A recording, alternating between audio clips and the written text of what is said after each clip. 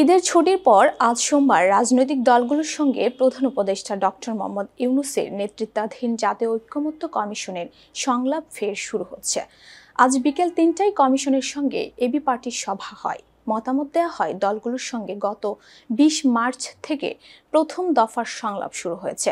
ইতিমধ্যে LDP, Khelafat Majlis, labour party এবং রাষ্ট্র সংস্কার আন্দোলনের সঙ্গে দলগুলোর জমা দেয়া মতামত নিয়ে আলোচনা করেছে কমিশন।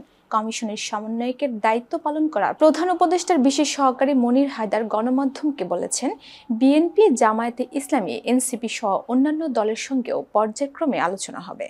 সংস্কার বিষয়ে জাতীয় ঐকমত্য গঠনে ১২ ফেব্রুয়ারি জাতীয় ঐকমত্য কমিশন গঠিত হয়। সংবিধান, নির্বাচন, বিচার বিভাগ, দুদক, জনপ্রশাসন সংস্কারে গঠিত ৫টি কমিশনের ১৬৬ সুপারিশে ৩৮টি রাজনৈতিক দলের কাছে মতামত চায় কমিশন। এতে ২৮টি দল তাদের মতামত দিয়েছে।